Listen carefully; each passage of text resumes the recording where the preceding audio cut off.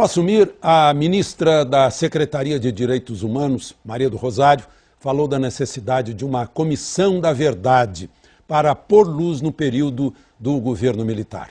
O novo ministro-chefe do Gabinete de Segurança Institucional, general José Elito Carvalho Siqueira, disse que o Brasil não tem que se envergonhar de seu passado e teria recebido uma repreensão da presidente. O Espaço Aberto vai discutir esse assunto com o jurista Dr. Wadi Damus, mestre em Direito Constitucional do Estado pela PUC, e o advogado professor da UNB, Dr. Mamed Said Maia Filho, que faz um doutorado sobre a Comissão da Verdade, e o deputado Jair Bolsonaro, PP, Rio de Janeiro, ex-militar, ex-oficial das Forças do Exército. Ele está nos nossos estúdios no Rio de Janeiro. Eu ia começar perguntando ao doutor Wadi. Doutor Wadi, Comissão da Verdade. Verdade não é algo relativo que tem dois lados? Vai ter a verdade dos militares, digamos, e a verdade dos que estavam na clandestinidade. Como compatibilizar isso? Alexandre, é verdade, essa afirmação é verdadeira, né? Há sempre, em lados opostos, cada um tem a sua verdade. No entanto, o que ocorre no Brasil é que uma parte da verdade até hoje não foi revelada completamente, que foi a atuação dos órgãos do Estado, dos agentes públicos, à época da repressão, à época da ditadura militar, entre 1964 e 1985. Esses fatos até hoje não foram esclarecidos na sua integralidade. Há ainda uma bruma, uma névoa, que não faz bem às instituições brasileiras quanto ao que se passou nesse período, e daí a ideia, a concepção da Comissão da Verdade, que não é algo novidade, não é algo novo, né, na relação entre os países. Diversos países que também tiveram os seus traumas, né, de ruptura democrática, instituíram as suas comissões da verdade, cada um com a sua metodologia, cada um com as suas circunstâncias. Mas a lei da anistia não prefere que o passado seja esquecido? Olha, Alexandre, obviamente você está se referindo ao julgamento pelo Supremo Tribunal Federal da lei de anistia, que o Supremo, na sua composição majoritária, entendeu que a anistia também se aplicava aos agentes que praticaram crimes de tortura e outros correlatos. No entanto, o próprio Supremo Tribunal Federal, mesmo aqueles, né, que o ministro relator que teve o seu voto vencedor naquela sessão, fez a ressalva em relação à memória e à verdade, que isso não implicava o fato de a lei de anistia se aplicar aos torturadores, não significava que não se pudesse buscar o esclarecimento dos fatos, saber onde estão enterrados, se é que estão enterrados os desaparecidos políticos, não é? Então, esses aspectos ligados, concernentes à memória e à verdade, não foram superados pelo julgamento do Supremo Tribunal Federal. Doutor Mamed, não seria, eu recebi uma sugestão de uma professora universitária, sugerindo que fosse uma comissão acadêmica e não uma comissão política a fazer esse tipo de resgate da memória. Alexandre, como o doutor Adi falou, as comissões de verdade que existiram pelo mundo afora, mais de 30, elas foram sempre comissões oficiais. Porque é preciso nós termos uma narrativa oficial sobre o que ocorreu nesse passado nebuloso que nós tivemos aí.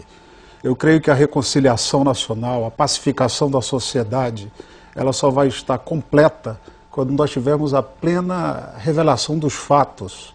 O Brasil precisa se encontrar com esse passado. Você falou da lei da anistia. A anistia visa a reconciliação, mas a anistia não é esquecimento. A Corte Interamericana de Direitos Humanos, o direito internacional, rejeita essa ideia de uma anistia amnésica. Certa vez eu perguntei a Brizola sobre o recebimento de dinheiro cubano, que teria sido desviado por ele. Ele me respondeu assim: mas companheiro, o que é anistia se não esquecimento? Sim, mas eu creio que essa ideia não é positiva, porque as narrativas elas não podem ser tão díspares como ainda são. Desaparecimentos, suicídios forçados, fugas inexplicáveis, há quase 2 centenas ainda de mortos e desaparecidos. Isso tudo precisa ser revelado sem ideia revanchista. A comissão, o projeto de lei que está no Congresso para discussão é muito claro em dizer que a comissão de anistia não terá um caráter judicial e nem visa a persecução penal. Não há essa ideia de responsabilidade penal em momento algum no projeto. Deputado Bolsonaro, o doutor Mamed fala em sem caráter revanchista. Como é que o senhor vê essa ideia? Parece que o senhor acha que há uma revanche nessa comissão, né? Não há a menor dúvida, Alexandre. Agora há pouco tu acabou de falar, Fidel Castro enviava dinheiro ao Brasil para financiar o quê? Uma democracia? E já começa com uma piada. Quem acha que Fidel Castro queria impor uma democracia e derrubar um possível regime ditatorial em nosso país? Gostaríamos que isso tivesse que se apurar, que fosse apurado também na Comissão da Verdade. E, Alexandre, os integrantes da comissão, 7 indicados pela Presidente da República, é uma comissão completamente parcial. E digo mais, por que não colocar aqui na comissão integrantes do Clube da Aeronáutica, do Clube Militar e do Clube Naval? Por que esse temor? Nós temos militares que conversam comigo que querem colaborar com a verdade e não com essa farsa que está aqui. E não é apenas esse artigo. Eles querem apurar aqui crimes aqui, como por exemplo, tortura, mortes, desaparecimentos forçados e ocultação de cadáveres. Não querem apurar justiçamentos, como eles justiçaram vários no Araguaia e aqui na área urbana também. Não querem apurar sequestro de avião, sequestro de autoridades internacionais, execuções, como do capitão Chandler, como do marinheiro inglês também, execução, depois de Bárbara, tortura do tenente Alberto Mendes Júnior no Vale do Ribeira. Não querem apurar carros-bomba. Olha, essas são as armas para se impor uma democracia em um país qualquer. E os grupos revolucionários da época, os seus integrantes faziam curso em Cuba. A própria família Grabois, né, o garoto de 17 anos que desapareceu no Araguaia, antes de ir para o Araguaia, o pai mandou o garoto fazer um curso em Cuba. Em 70, curso do quê em Cuba? De direitos humanos? De boas maneiras? De ética? É curso de guerrilha. Curso com aqueles que desceram de Sierra Maestra e ao tomar o poder em Cuba, né, em nome da democracia, é sempre assim, botaram milhares no paredão. Então, com esse espírito desta comissão, não é possível chegarmos a lugar nenhum. E tem ainda, o Alexandre, um ponto mais grave. Como está no projeto do Executivo aqui, a comissão dita da verdade tem o poder de veto, ou seja, as informações prestadas, né, terão seu caráter sigiloso mantido. Então eles fazem um trabalho violento junto à sociedade, em nome da Comissão da Verdade, angariam documentos, inclusive tem um poder maior ainda do que uma CPI, essa comissão aqui, que ela pode requerer, convocar, inclusive, em tese, realiza busca e apreensão. Ela pode chegar na casa de um velho general, de um velho capitão, e meter o pé na porta e procurar o que acha que pode ter lá dentro. Isso está no projeto, isso aí fere aqui o nosso Estado democrático de direito, fere tudo. Eu não sou constitucionalista não, mas tenho bom senso para isso. E dizer aos doutores que estão aí que os militares querem a verdade, não a farsa que está aqui. Isso é uma farsa, isso é uma mentira. E devemos dar graças a Deus que os militares assumiram em 64, e não assumiram porque quiseram não. Eles foram impulsionados. Se vocês forem às bibliotecas, na Câmara dos Deputados, isso é uma excelente. Eu posso até entender que o do povo não tem acesso a tudo isso. Mas os senhores dois estudados, têm biblioteca excelente. Toda a mídia impulsionou o militar para assumir o governo. A Igreja Católica, as mulheres em passeata nas ruas, né, os empresários, os agricultores. Porque nós estávamos partindo, né, a passos largos para uma ditadura do proletariado. Os militares conseguiram botar um ponto final nisso aí. Aniquilaram a guerrilha do Araguaia. Se não tivéssemos feito aquilo naquele momento, no mínimo, hoje nós teremos uma FARC no coração do nosso país. O Brasil deve muito aos militares. E ao nos chamar de torturadores, pelo amor de Deus, volte um pouquinho mais atrás no tempo. Vão à história da Segunda Guerra Mundial. O valente e bravo soldado alemão, não podemos discutir isso daí, preferia se entregar ao soldado brasileiro, porque era tratado com dignidade. Ou seja, nós tratávamos até os temíveis alemães com dignidade. E nesse governo nosso, nós assumimos, fomos impulsionados a isso e entregamos. Não se tem notícia em país no mundo qualquer que um Estado, que um regime forte entregou para a democracia, né? Anistiou a todos, inclusive muitos que eles não queriam anistiar, o militar foi além do que era proposto pelo Congresso naquele momento e trouxe todos para cá, e agora vocês partem para um revanchismo barato. Nós não podemos admitir isso aí, isso é uma farsa. Se não tem medo da verdade, vamos botar os integrantes nossos na comissão, abrir tudo que chegar lá ao público, tudo. E eu até me comprometo, tem muitos colegas meus, mais antigos, é lógico, que querem colaborar, mas não com essa farsa que está aqui. Muito obrigado, deputado, doutor Mamede. Veja, na verdade, a Comissão da Verdade, ela vem coroar um processo que se iniciou em 95, no primeiro governo Fernando Henrique Cardoso, quando foi criada a Comissão de Mortos e Desaparecidos. Essa comissão, inclusive, tinha representante do Ministério da Defesa. Então, naquele momento histórico, o Estado assumiu a responsabilidade pelos atos de desaparecimento e o trabalho foi muito producente. Num segundo momento, ainda no governo FHC, em 2002, nós tivemos a criação da Comissão de Anistia, que permitiu a reparação, a indenização, né, aos anistiados ou a seus familiares, no caso dos mortos e desaparecidos. Então, veja, o Estado já assumiu a sua responsabilidade pelos atos praticados por essa minoria que agia nos subterrâneos, com tortura, com desaparecimento.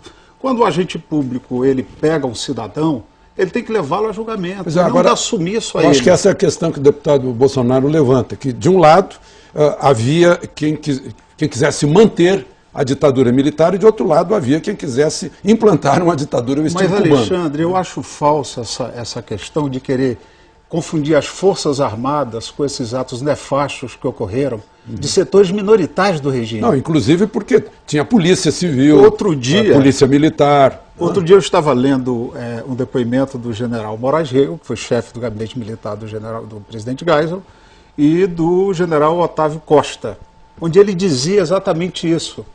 As Forças Armadas pagam muito pelo que ocorreu de ruim nos períodos militares, porque a maioria dos militares estavam nos quartéis, desenvolvendo suas atividades profissionais.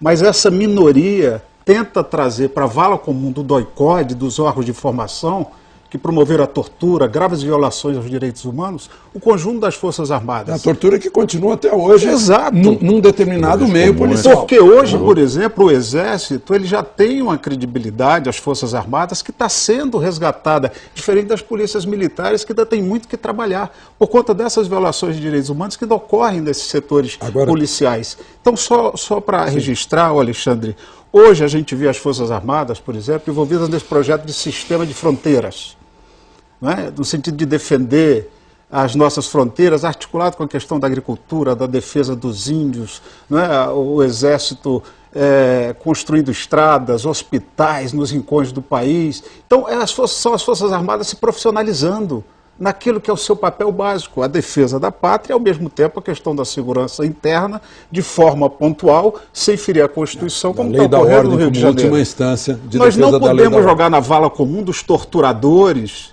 dessas pessoas que têm medo, de ser revelada a verdade, as Forças Armadas. Nós temos que fazer essa diferenciação. Agora, eu gostaria de perguntar ao doutor Wadi um caso presente. José Genuíno foi preso lá no Araguaia, foi torturado, mas não menciona isso no currículo dele, não usa como currículo, digamos assim. Teve uma posição na Comissão de Defesa Nacional que lhe valeu medalha Santos Dumont da Força Aérea, medalha Tamandaré da Marinha e principalmente medalha Pacificador, que foi dada também a quem o prendeu. Então, Zé Genuíno não seria um símbolo disso e agora é convidado pelo ministro da Defesa para ser o seu braço direito. Mas eu deixaria a resposta para logo depois do nosso intervalo comercial.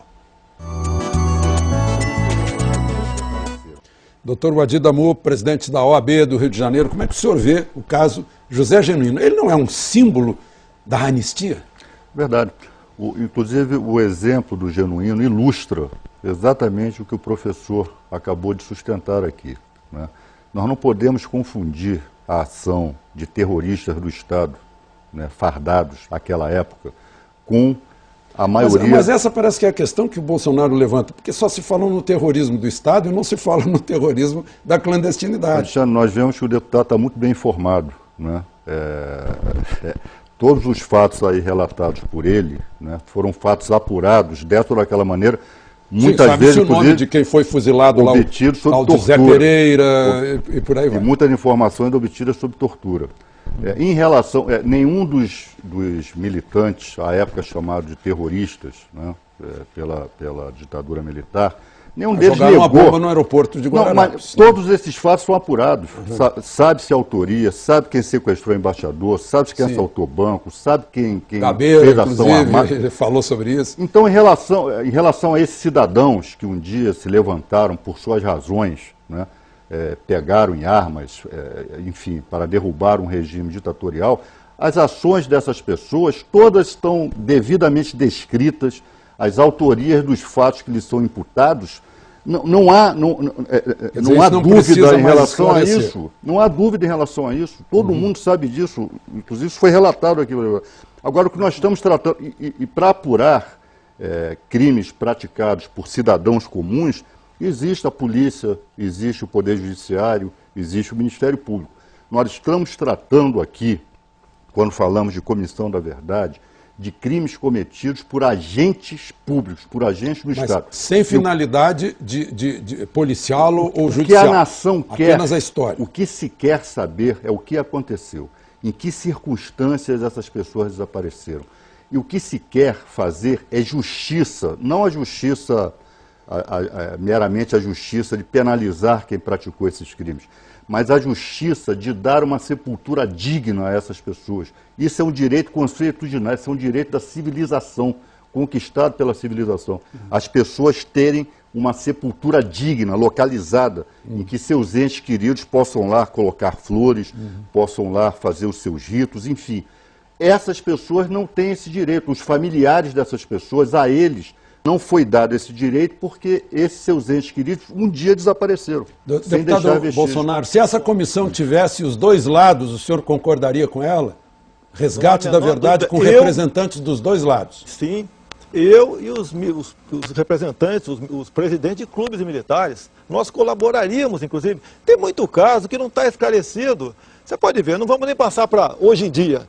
Você pode ver 2 pesos e 2 medidas. Na comissão aqui, os integrantes têm que estar comprometidos com a democracia e com os direitos humanos. E este governo tudo fez para encobrir o caso Celso Daniel, que ele foi, mais do que claro, que ele foi sequestrado, torturado barbaramente para revelar dossiês, e depois foi executado. E depois o advogado Grignal esteve na região de Santo André para transformar aquilo em um crime comum. Então eles não querem a verdade. Dizer também ao professor que ele está equivocado. As Forças Armadas não estão resgatando credibilidade nenhuma. Em qualquer momento da história do Brasil, as Forças Armadas sempre estiveram nos primeiros lugares, no tocante ao respeito e admiração do cidadão. Inclusive o presidente Médici, quando ia ao Maracanã, ele era aplaudido. E vocês chamam isso, um presidente que estava no auge da tortura, execução. Na verdade, não. Na verdade, estava no auge dos movimentos subversivos e guerrilheiros de terroristas em nosso país. Foi daquele momento no governo Médici, que tivemos o recrudescimento, né, de terrorismo, carros-bombas, sequestro de autoridades. Tem caso que está nebuloso ainda. O caso do carro-bomba que matou o Sentinela no QG do 2º Exército lá em São Paulo, o Mário Cosel Filho, está nebuloso até hoje. Tá? Vocês têm ministros hoje, como o Carlos Mink, que participou de latrocínio no Banco Bonfort, aqui no Rio de Janeiro. Então tem muito caso, está nebuloso. Se pegar 1000 garotos de uma escola do 2º grau hoje em dia e perguntar, já houve sequestro de avião no nosso país? Vão falar que não. Você pode ver, o caso aí do embaixador Sérgio Vieira de Mello, morreu lá em Bagdá com carro-bomba, foi uma comoção nacional. Agora o carro-bomba que matou Mário Cosel Filho, ninguém quase sabe disso. Então nós queremos toda essa verdade e as circunstâncias. Não fale em tortura, porque hoje em dia, qualquer bandido aí, quando vai para um tribunal de júri, quando se lê o depoimento dele, naquele primeiro momento que ele foi preso, ele fala, esse depoimento foi conseguido através de tortura. É o argumento que vocês usam. Não me falem em preso político. No regime militar existia a detenção por vadiagem. Então esses guerrilheiros, esses que faziam curso em Cuba, andavam com documentos falsos. Quando participavam de suas atividades criminosas e acabavam sendo mortos, eram enterrados como indigentes. Porque o João da Silva não existia. Não, a Mariazinha não existia, então acabava sendo enterrado como indigente e hoje transformaram-se em presos políticos. Ora, meu Deus do céu, o que vocês falam sobre o Farinas lá em Cuba, né, que o pessoal do PT, a cúpula do governo, frequenta Cuba, em especial em tempo de férias? O que fala em direitos humanos lá? O que o governo fez no tocante ao não apedrejamento aí daquela senhora iraniana? Poxa, pelo amor de Deus, então nós queremos, é a verdade, o Alexandre Garcia, não tem, a verdade está para nós como a fé para o cristão. Nós queremos a verdade, mas não com uma comissão hipócrita como essa aqui, defendido por gente que a gente vê claramente, até o doutor Vadir Damu tem um espaço muito grande no jornal aqui do Rio de Janeiro, tá? Que o tempo todo ataca os militares, fala em estupro, em empalamento e outras barbaridades, sem prova de absolutamente nada, tentando se cacifar, quem sabe, né? Eu não quero fazer o mau juízo dele, mas para ir para ser indicado por um superior, o Supremo Tribunal Federal, um outro órgão qualquer, ou fazer parte do Ministério da Justiça, eu quero até entender que não seja para isso, mas o ódio dele para com os militares é muito grande. E que país é esse? Que país é esse que trata as Forças Armadas dessa maneira? Falar em minoria, isso não procede. Eu participei do regime militar. Muito obrigado, deputado. Tenho orgulho de tudo que fiz. Doutor Vadir, para responder, infelizmente estão me avisando que o nosso tempo está se esgotando. Eu obviamente não vou aqui entrar em bate-boca nem cair em provocação. Obviamente temos maior apreço pelas Forças Armadas, é o contrário. Essa geração das Forças Armadas, quem não teve nada a ver com aquilo, quer ver tudo aquilo apurado, né? Isso é uma mácula ainda nas nossas Forças Armadas, é uma mácula, né, que precisa ser superada, é uma página infeliz da nossa história que tem que ser virada com dignidade. Na Argentina está se virando, agora essa semana passada, lá o Rafael Videla, né, foi condenado à prisão perpétua. No Chile, no Uruguai, na África do Sul, todos esses países estão enfrentando com dignidade, né, colocando o dedo na ferida e apurando o que aconteceu nos seus períodos ditatoriais, a barbárie que ocorreu naqueles períodos, sem traumas, sem crises, né? O embate, ele faz parte da democracia. Seria uma espécie assim de catarse. Bota tudo para fora. Que toda nação precisa para se aperfeiçoar democraticamente. E é isso que nós queremos aqui no Brasil. E a Comissão da Verdade, obviamente o Congresso Nacional vai dar a sua contribuição ao projeto de lei, né? Obviamente o Congresso Nacional vai fazer isso. Mas fazer de forma correta, de forma que de fato se apure o que aconteceu. Bom, infelizmente o nosso tempo se esgotou, doutor Mendes. Tomara que o Congresso Nacional faça o que o senhor está lembrando aí, que aperfeiçoe isso e que ponha, enfim, uma maneira de se conseguir realmente a verdade, que, como eu disse lá no início, tem sempre dois lados. Muito obrigado pela participação dos senhores, muito obrigado pela sua participação, deputado Bolsonaro. E o Espaço Aberto volta na próxima semana com outro tema de interesse nacional. De Brasília, Alexandre Garcia.